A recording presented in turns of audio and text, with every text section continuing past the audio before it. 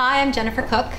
I own Little Joe's Books. That is the store that is publishing all of these read-alouds, and I'm glad to be here with you today. I grew up in a family where books were everywhere. My mother was a junior high school librarian. My father read, we all read. And so I grew up with the idea that you could go to a book to learn anything.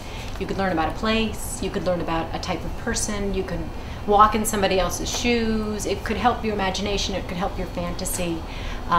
Books were kind of the go-to for growing my brain when I was young. And so the idea of anyone deciding what I can learn as a child and what I can't learn as a child is just incredible, incredibly bad. And so we at Little Joe's Books are so happy to celebrate the freedom to read and the right to read during Banned Books Week.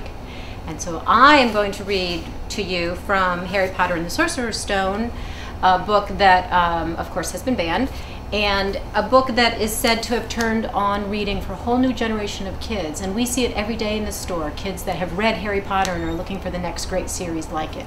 So the fact that it was banned is just appalling, and so I'm happy to read from it. We're going to start with Harry arriving at Hogwarts, and so let me get right to it. Welcome to Hogwarts, said Professor McGonagall. The start of term banquet will begin shortly. But before you take your seats in the Great Hall, you will be sorted into your houses. The sorting is a very important ceremony because, while you are here, your house will be something like your family within Hogwarts. You will have classes with the rest of your house, sleep in your house dormitory, and spend free time in your house common room. The 4 houses are called Gryffindor, Hufflepuff, Ravenclaw, and Slytherin. Each house has its own noble history, and each has produced outstanding witches and wizards. While you're at Hogwarts, your triumphs will earn you your house points, while any rule breaking will lose house points. At the end of the year, the house with the most points is awarded the House Cup, a great honor. I hope each of you will be a credit to whichever house becomes yours. The sorting ceremony will take place in a few minutes in front of the rest of the school. I suggest you all smarten yourselves up as much as you can while you are waiting. Her eyes lingered for a moment on Neville's cloak, which was fastened under his left ear, and on Ron's smudged nose. Harry nervously tried to flatten his hair. I shall return when we are ready for you, said Professor McGonagall. Please wait quietly. She left the chamber. Harry swallowed. How exactly do they sort us into houses? He asked Ron. Some sort of test, I think. Fred said it hurts a lot, but I think he was joking. Harry's heart gave a horrible jolt. A test? In front of the whole school? But he didn't know any magic yet. What on earth would he have to do? He hadn't expected something like this the moment they arrived. He looked around anxiously and saw that everyone else looked terrified too. No one was talking much, except Hermione Granger, who was whispering very fast about all the spells she'd learned and wondering which one she'd need. Harry tried hard not to listen to her.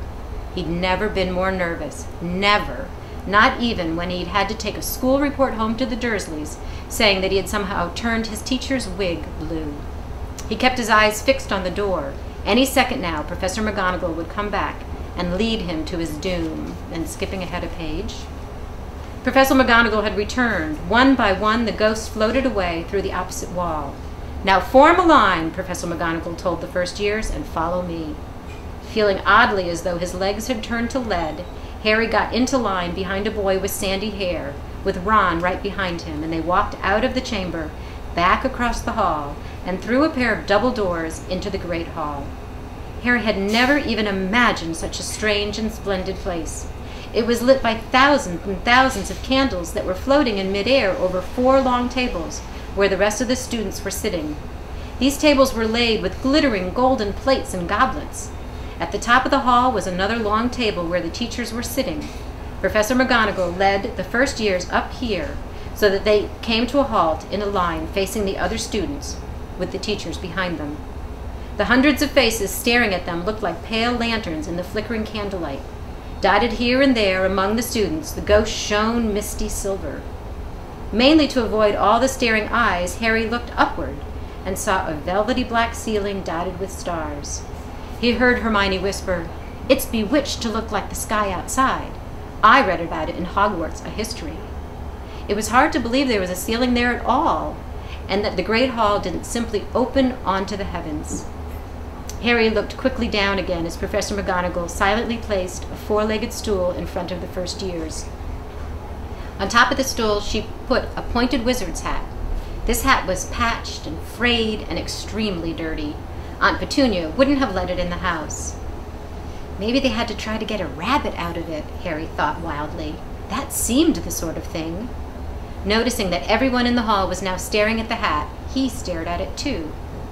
For a few seconds, there was complete silence. Then the hat twitched. A rip near the brim opened wide like a mouth, and the hat began to sing.